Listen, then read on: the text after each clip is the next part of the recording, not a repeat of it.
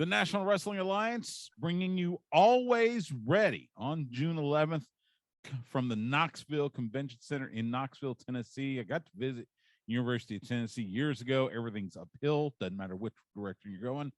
Be that as it may, great city. And of course, get your tickets, NWATIX.com, or stream it on Fight TV. And the man that will be calling the action joins us now on the Vaqueros Cafe and Cantina hotline. He is the lead commentator for the National Wrestling Alliance. It is Joe Galli. Follow him on Twitter at Joe Galli News. Joe, it's good to see you, man. How are you?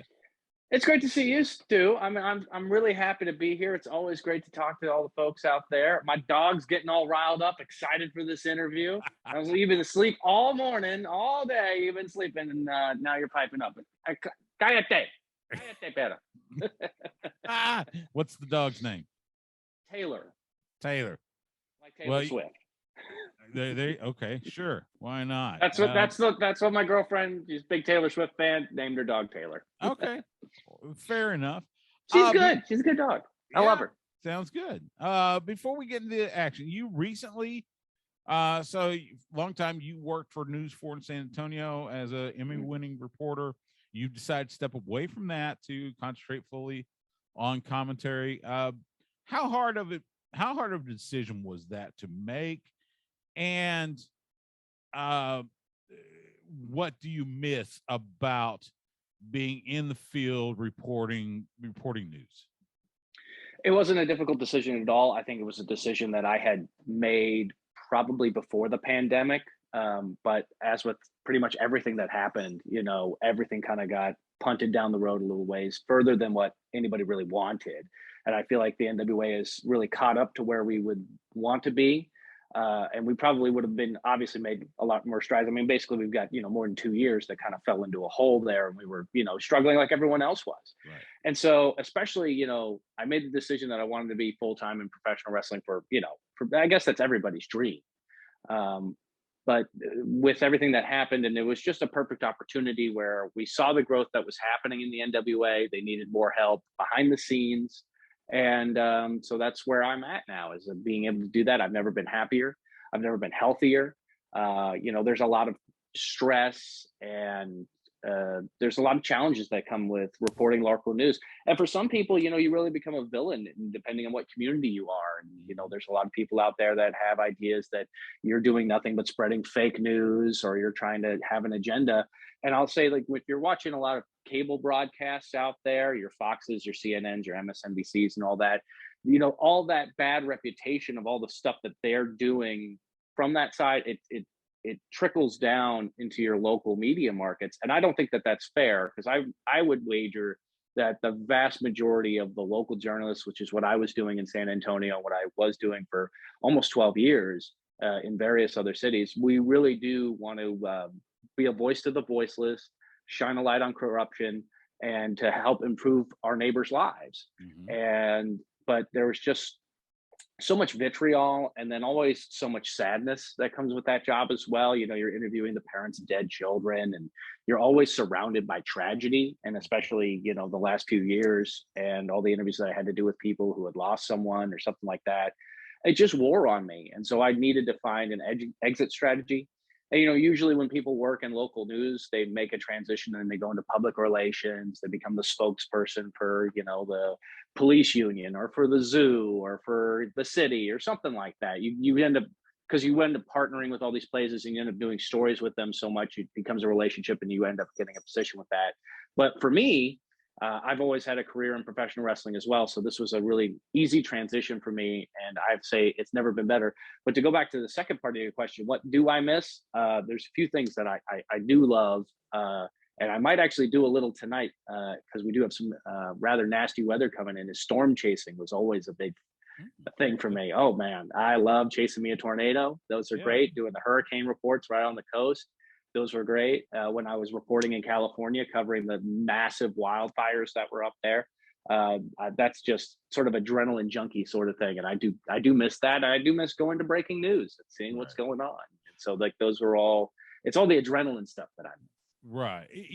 And talking about, the national networks filtering down, I can see that a little bit, especially in sports broadcasting, because what your ESPN or CBS Sports, NBC Sports, whatever, sometimes that gets reflected down to local sports radio, and we're independent. We're not owned by one of the big broadcasting conglomerates or whatever. We're locally owned, independent, and yet being the flagship for the University of Texas, that of course brings along with it some baggage, if you will. So I get that. I get the understanding of sometimes we get you know rightly or wrongly, we get thrown on the bus for some of the things that we say on our airwaves. So I totally get that.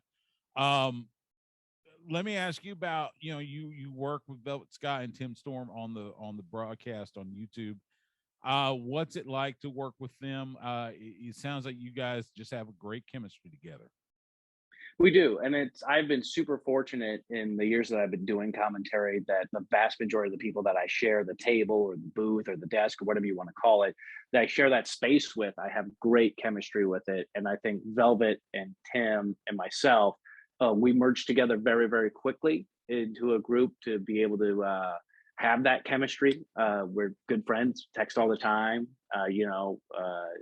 shoot messages back and forth. We're always very friendly with each other, and I think that really, you can feel that when we're being at that commentary table. And I think we've got one of the strongest broadcast teams in professional wrestling today, and that's saying a lot. That's saying a lot, because you're looking at other organizations. You take a look at AEW, and Jim Ross is there, and Tony Schiavone is there. These pillars of wrestling broadcasting are there. But I think that we do a phenomenal job, not only being able to analyze what's happening, but also to tell that story. They are incredible professionals with so much experience. Tim Storm, a former NWA World Heavyweight Champion, Velvet Sky, a former world champion in her own right. And just to be able to have that perspective that's there. And it's always great. I've always thought that was a big thing that was missing in professional wrestling, is to have a female voice, especially when you're talking about having these women's matches. There's so much more of a better perspective that Velvet has when we're calling any of those matches there, but particularly in our women's division. So it's great that she's, for the most part, an anchor piece that's there. And at the same time, we change things up. We like to change the flavor a little bit, because I think people like that. They like to think that's something different. That's why when we have Tyrus join us on commentary, or we have Austin Idol, which some people like, some people hate, with the fiery passion of 1,000 suns. Of course. But also he gives a completely different perspective, being the first ever NWA World Television Champion, and having the years that there's nobody doing commentary that went 60 minutes with Ric Flair except for Austin Idol. So it's interesting to have that perspective that's there. And always working with our other members of our broadcasting team, whether it's May Valentine, who's become an incredible journalist in the bag.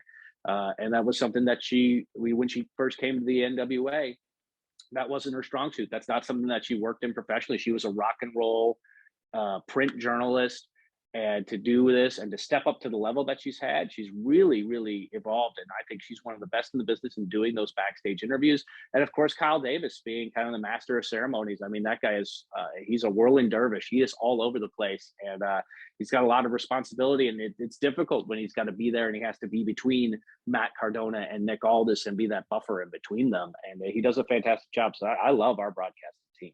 Yeah, Kyle does a fantastic job. I love watching his work. Tim Storm, good friend of ours as well.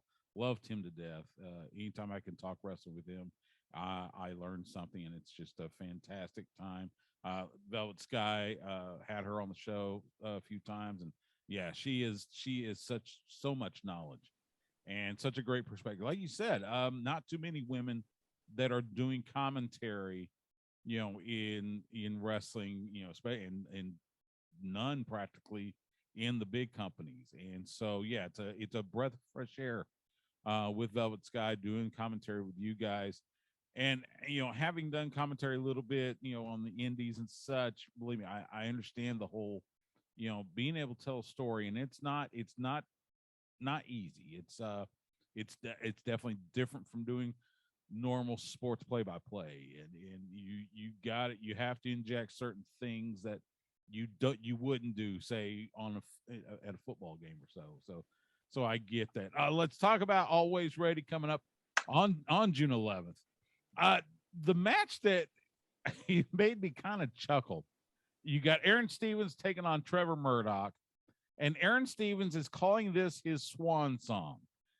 Now, I have all the respect in the world for Aaron Stevens. He has worked so hard in professional wrestling. He has been there and done that. Would it be fair to say that Aaron Stevens might have a slightly overinflated sense of his his standing in pro wrestling? Because it sounds like he feels like the professional wrestling business will fall once he steps out of the ring.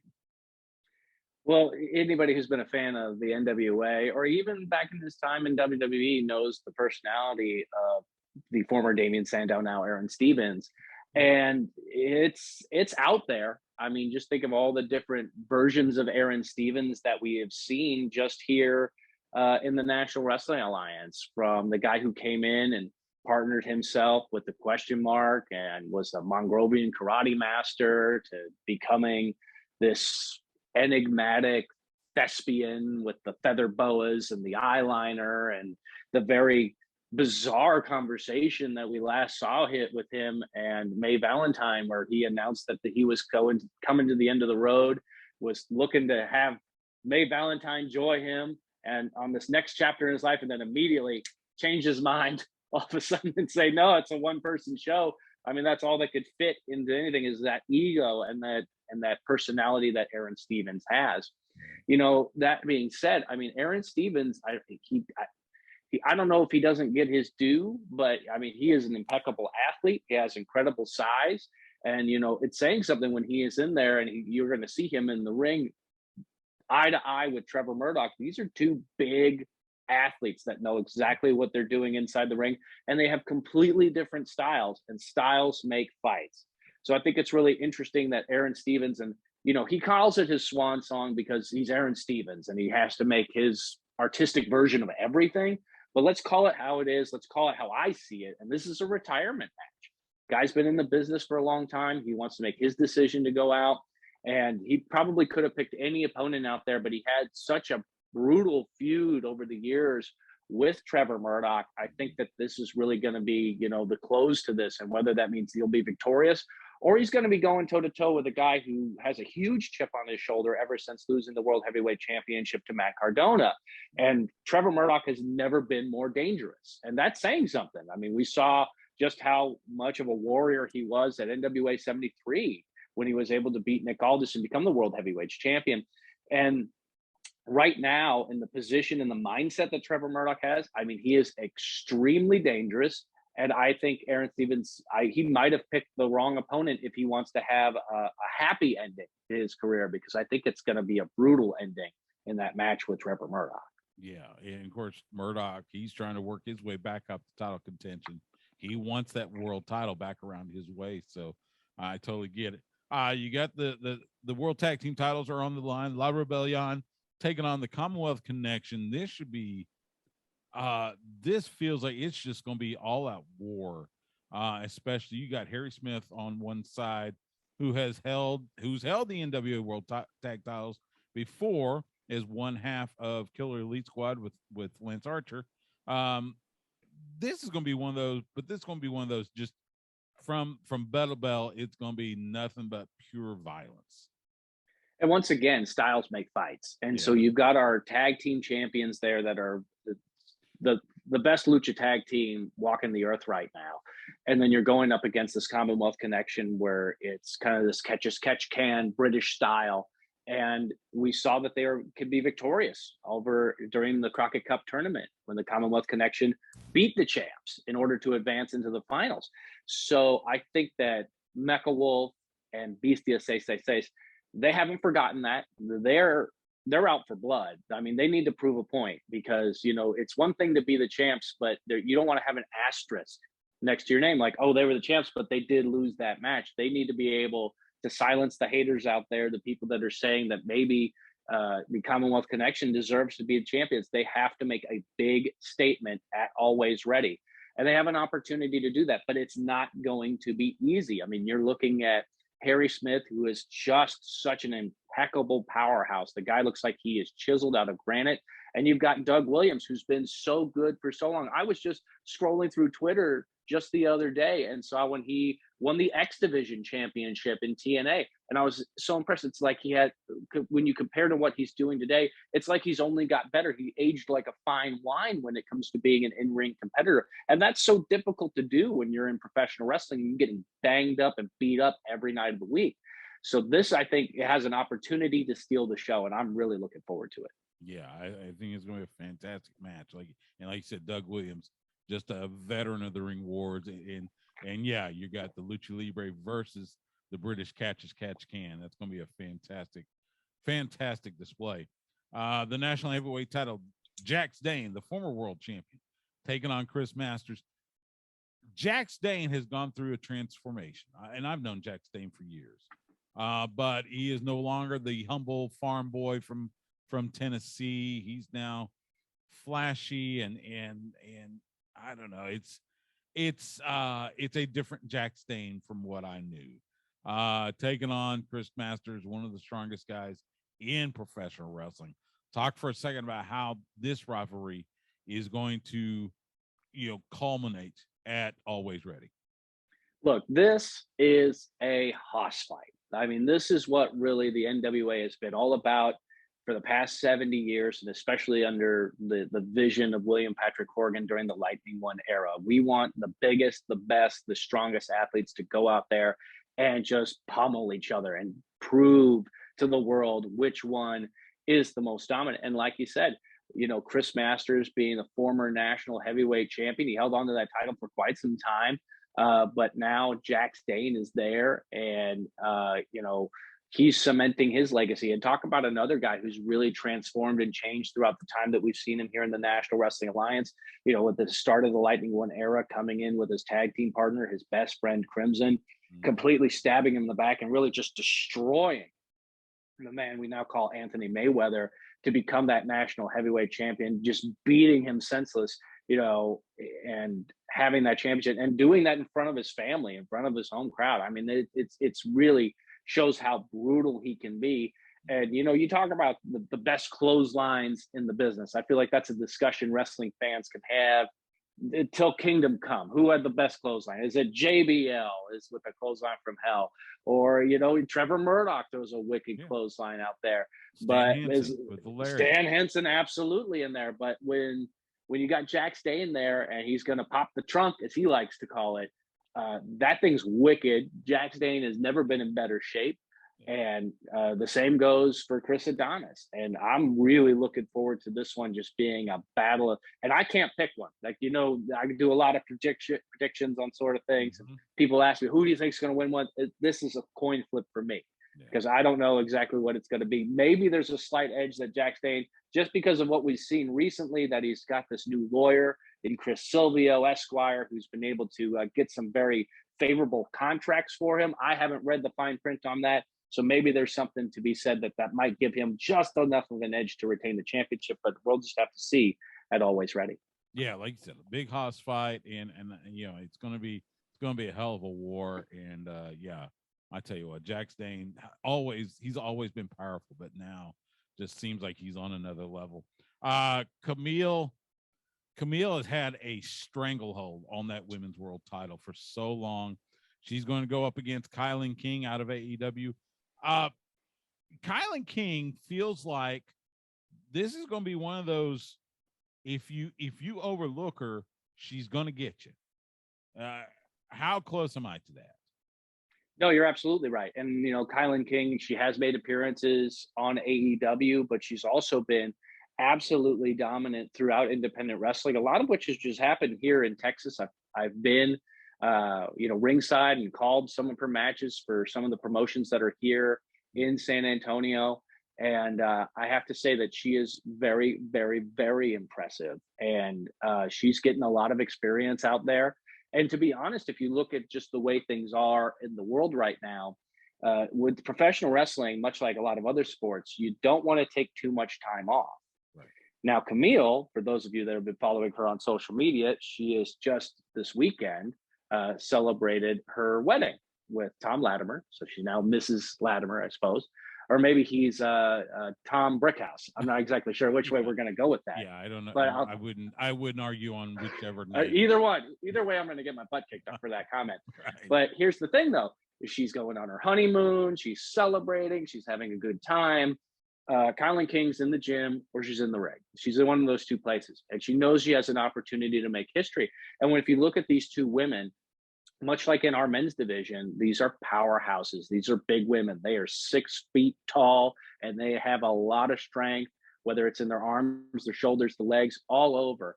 And so, Kaitlyn has that devastating finishing maneuver called the Excalibuster. And if she can get that pump handle locked in and turn Camille over and slam her in the center of the ring, we could be looking at a new champion. And it would not surprise me to say that. And Camille has faced every challenge, and she stepped up to every challenge to all these incredible women out there in this sport. I mean, people that have been at the heights like Melina, all the way to Serena Deeb and Thunder Rosa, just to name a few, and Chelsea Green as well. So I mean, this is really a marquee matchup, and I think on any other pay-per-view that's not named after the guy who's running the whole show, this could easily be the main event. Yeah, absolutely. I've seen Kaitlyn King. She's been just killing it in Mission Pro Wrestling, Thunder Rosa's promotion. Like you said, all throughout the Indies, and so yeah, like I said, I feel like this is one of those things. Camille's got to be on her game, or like you said, maybe looking at a new women's world champion. All right, let's talk about the main event. Matt Cardona, who I feel is as dangerous as he's ever been. The NWA World Heavyweight Champion. He's the social media champion for Impact. He's got Chelsea Green by his side, his wife. He's going to face the former champion, Nick Aldus, the national treasure. It's one of those things where Matt Cardona has found a way, by hook or by crook, shenanigans, whatever. He's found a way to keep that 10 pounds of gold around his waist for 100 days now. And yet I feel like Nick Aldis, he and I can understand this. He feels a little naked without that belt. He feels that belt should never have been, lost. So this is going to be a stellar main event. Talk for a second about this world title fight, how you see it playing out at Alwayz Ready. This is a real wild card, mostly because we're not exactly sure what the stipulation is going to be for this match and how that stipulation could end up panning out. You have the challenger, Nick Aldis, who wants to have this in a steel cage in order to keep any of the Cardona family. And keep in mind, you've got like this army of people that have surrounded Cardona, VSK, Mike Knox, Brian Myers, Chelsea Green. You've got all of these things here. And, Nick, I mean, obviously he could have Mickey James in this corner, but, he's burned a lot of bridges being the time that he has world champion. So I don't know if he's going to be able to rally the troops and be able to have that same amount, to go to war with. So the steel cage, I feel, does give him that advantage. Whereas you have Matt Cardona, the deathmatch king, who's demanded that this be a death match, which, not to be said, I mean, we've seen Nick Aldis in hardcore matches before, and he's been very successful. I mean, he was able to beat Tim Storm at the House of Hardcore in a match that was absolutely brutal, and all the hardware was used. And so both these guys, they can go that route. But again, with Matt Cardona, if he gets that death match, you never know who's might be coming out from the crowd to help him out. So I think that there's such a wild card with that stipulation there. And I think that William Patrick Corgan and our board of directors, they're in a real tough spot. You have our champion, and as people can tell with the National Wrestling Alliance, when you become a champion in the National Wrestling Alliance, that comes with weight. That comes with an ability to make decisions, make recommendations, to challenge the board of directors, to challenge William Patrick Corgan and say, no, I'm the champion now, and this is how I want to play this game. And nobody's better at playing those games than these two men. You've got Matt Cardona, who obviously, like you mentioned, by hook or by crook, he's always found a way to hold on to that 10 pounds of gold. He says he's never going to let it go. He's a belt collector, and part of having a collection is you keep everything. Right. So he wants to hold on to that. But then you've got Nick Aldus, who's been the love him or hate him, and know that he's willing to pull an ace out of his sleeve, and he can get down and dirty too. We saw that for a number of years while he was the world's heavyweight champion, that he's willing to pull out all the stops and to align himself with nefarious characters in order to be the man at the top of the mountain. So I think that's what makes this such a big main event. I feel like Matt Cardona is gonna, by the way that he has politicked and built this pay-per-view around himself and insulated himself with his own ego and his own image and his own catchphrase and his own music, this could not be more home field advantage. It doesn't really matter the crowd that's going to show up, which, I mean, it's going to be a rowdy and ruckus crowd. And I mean, those tickets are going fast for the folks that live in the greater Tennessee area. So if you want to be there and you want to see this historic matchup, you got to go to NWATIX.com and get your tickets now, because we're running out pretty fast. And then, but to see this main event, I mean, this is what the NWA is all about. We want big marquee matchups with the best stars, the best wrestlers, the best athletes. And I think we're getting that here. Matt Cardona has proven that. There's a reason he has 2 million followers on Twitter. And it's not just because he knows everything about every single wrestling toy that's ever made. He's also just an incredible athlete who's at the top of his game. And so it's going to be really interesting to see, who's going to come out on top. And then what does that mean going forward for the National Wrestling Alliance? I mean, Matt Cardona has kind of been a thorn in Billy Corgan's side this whole time. So if he's able to retain and hold on to the championship, how much more power can he get? I mean, he already has this pay-per-views named after him. He's taken the second day that we're going to be in Knoxville, where we're having our NWA Power tapings, and he's named it after his friend Mike Knox. So we have our Knox Out NWA Power taping special. I mean, it's all focused around Cardona and the Cardona family. And so I don't know how this is going to go, but either way, it's going to be exciting to see how it unfolds. Yeah, it really is. You got, I mean, Nick Aldis, forever and ever, he's been the face of the NWA. And I think, having Cardona with that world title, Aldis wants to get back there. He really does. And so, this is going to be a hell of a main event. It is NWA Alwayz Ready, June 11th at the Knoxville Convention Center there in Knoxville, Tennessee. As you just said, get your tickets via NWATIX.com. And like I said, sounds like it's nearly a sellout.